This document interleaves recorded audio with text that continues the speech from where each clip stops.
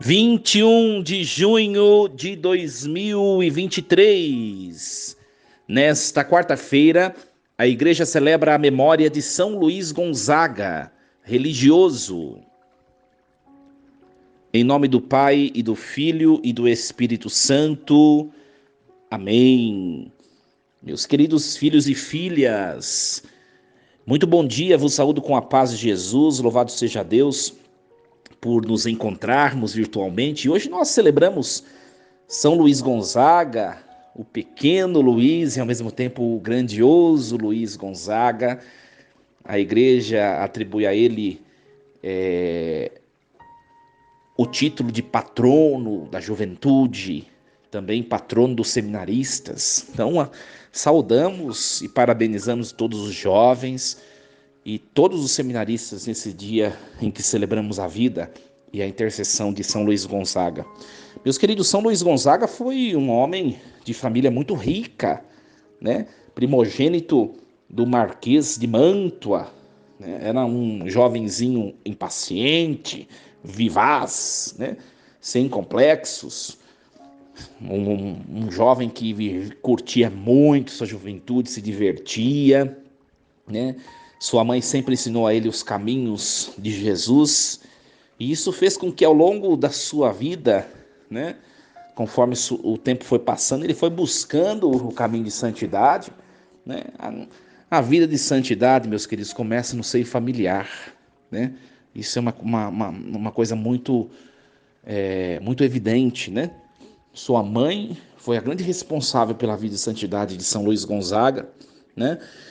Ele recebeu a primeira Eucaristia das mãos de São Carlos Borromeu, depois mergulhou na vida de fé, na prática da religião, na prática da fé. Aos 16 anos de idade, São Luís Gonzaga entrou para a Companhia de Jesus, tendo por mestre espiritual São Roberto Bellarmino. Olha só quanta gente grande na fé conviveu com São Luís Gonzaga. E quando a gente convive com gente que é forte na fé, que é cheio de Deus, né, o nosso caminho também se torna muito próspero. O nosso caminho se torna abençoado, né? É aquele velho ditado, né? Diga com quem você anda, que eu digo quem você é, né? Aquele velho ditado.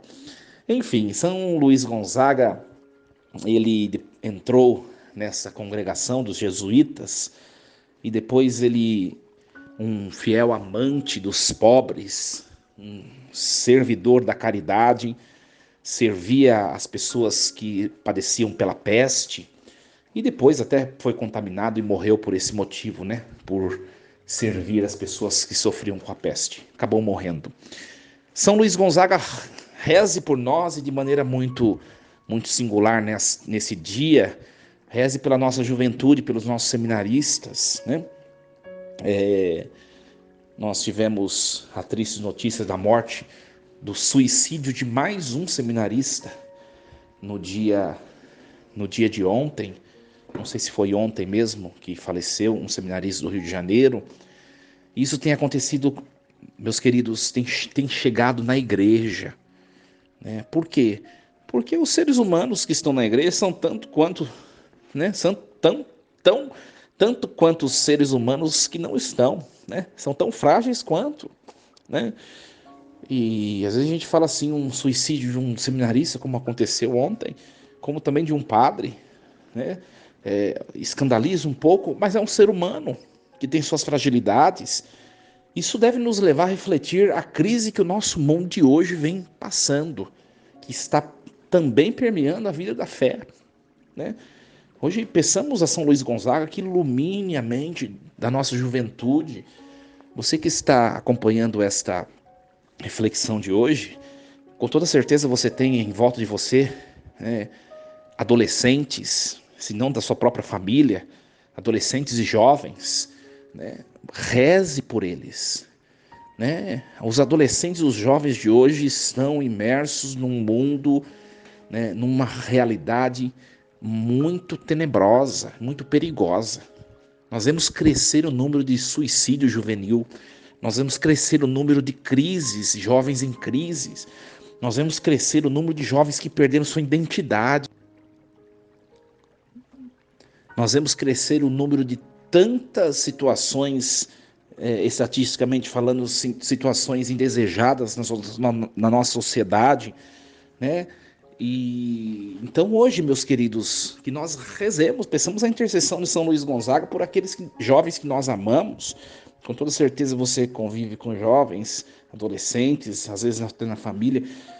Que reze São Luís Gonzaga, que está tão próximo de Deus, reze por eles, para que Deus os proteja, dê o dom do discernimento, sobretudo dê o dom da fortaleza. Hoje, a juventude de hoje é uma juventude muito frágil, e o mundo tem apertado a juventude, o mundo tem bombardeado a juventude, e muitos não estão resistindo, como é o caso que a gente tem acompanhado por aí, tantas situações, não é? Peçamos a intercessão de São Luís Gonzaga, que nesse dia possa ser instrumento de oração e de proteção para os nossos queridos jovens. Meus queridos, nós vamos meditar brevemente a primeira leitura que a igreja nos propõe nesta quarta-feira, que é a segunda carta aos Coríntios, capítulo 9, versículo do 6 ao 11. Irmãos, quem semeia pouco, colherá também pouco. E quem semeia com largueza, colherá também com largueza. Dê cada um conforme tiver decidido em seu coração, sem pesar, nem constrangimento.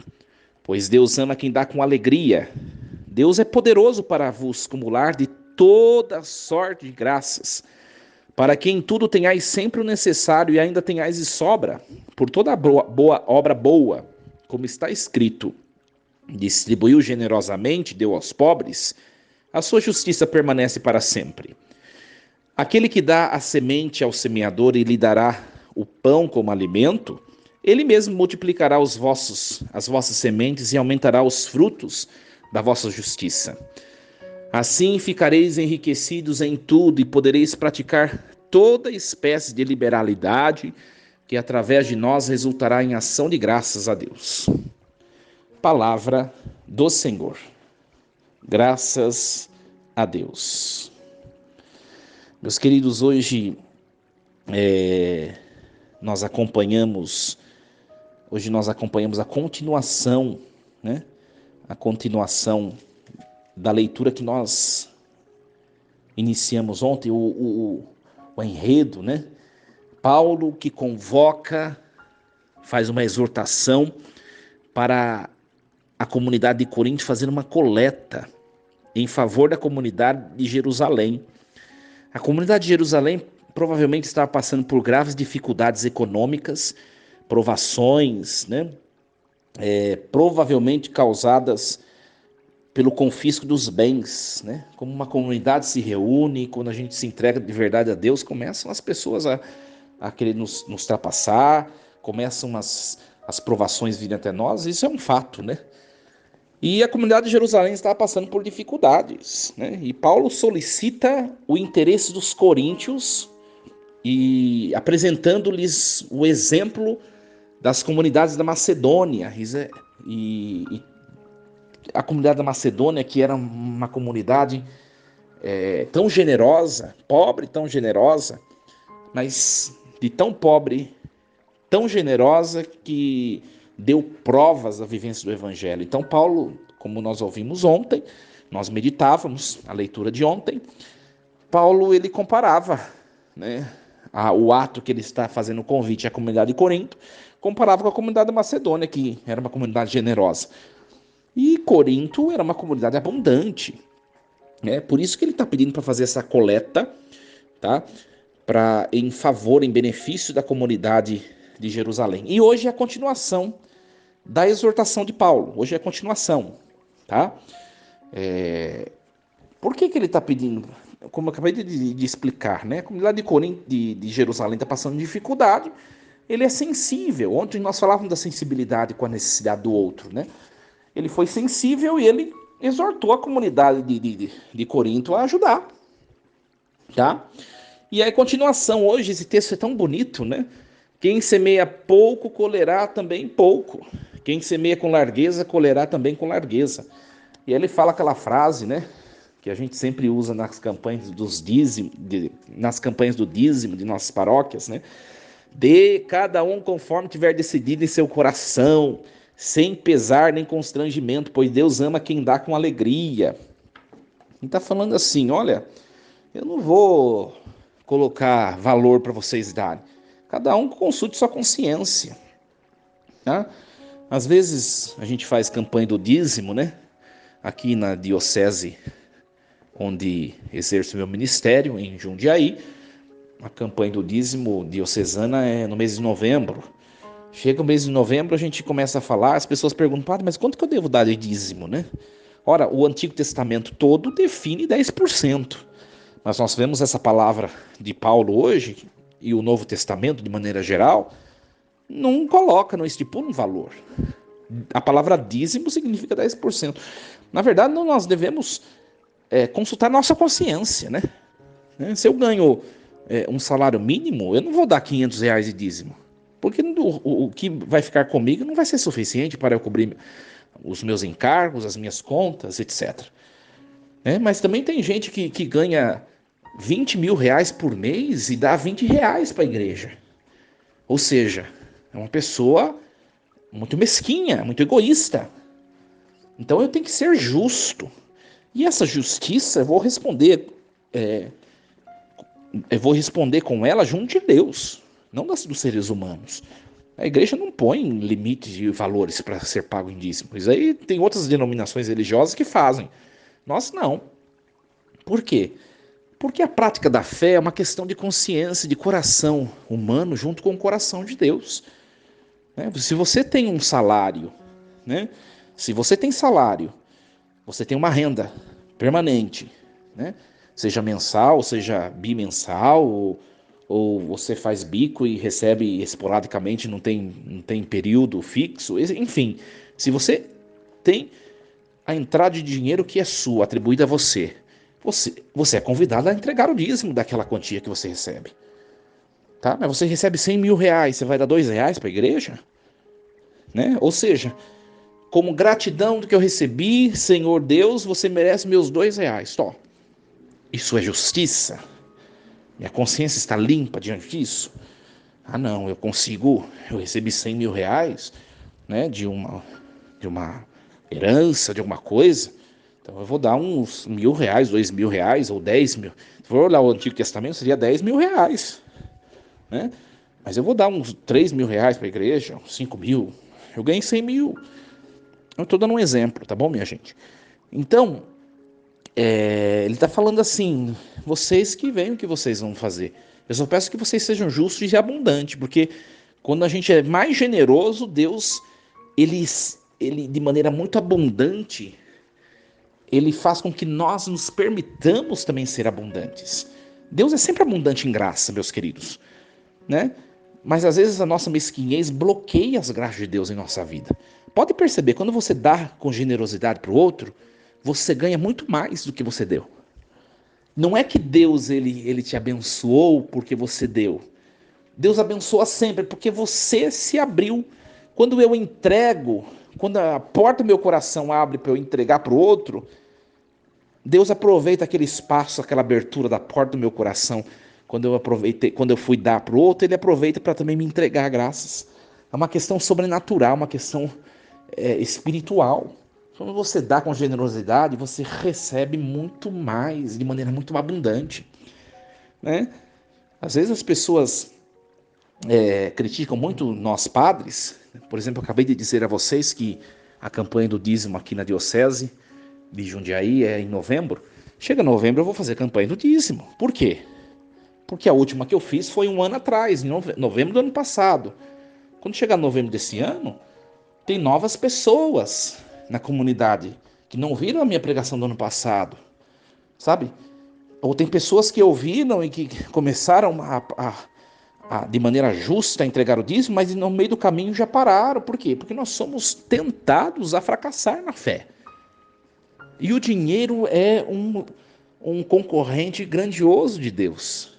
Por isso que a igreja todo ano, uma vez por mês, né, uma vez por ano, a igreja nos orienta a refletir sobre o dízimo. Porque tem gente que vai ficando no meio do caminho e vai começando a se tornar infiel a Deus. Se a gente não é fiel a Deus no dinheiro, a gente não é fiel a Deus nas outras coisas. Qual que é a orientação da igreja? A orientação que vem até mesmo dos testemunhos bíblicos? Aquele que trabalha, que tem renda fixa, que tem um salário, é convidado a entregar uma porção, a primeira porção que ele tira do seu salário, ele entrega a Deus por meio da igreja. E tem gente que descumpre isso e está tomando comunhão, e está compondo a assembleia paroquial, tá? Você tá, mas você não está em comunhão com a igreja, porque a igreja precisa de você e você não está sendo sensível. E tem outra coisa que acontece às vezes, minha gente, tem gente que pensa que a igreja não tem gasto, sabe? Uma boa oportunidade para a gente refletir. Tem gente que pensa que a igreja não tem gasto. Ah, mas o padre só gasta vinho e hóstia. Não, não é isso não. Tem muitos outros gastos. Procure saber mais. Vai na sua secretaria paroquial, pergunte para a sua secretária administrativa, é seu direito, né? O que tanta igreja gasta? Ela vai elencar uma série de coisas que você vai falar assim, nossa, eu não imaginava tanto isso. Só os impostos curiais, porque a gente tem que manter a nossa sede, é um valor altíssimo. Entendeu? Então, meus queridos,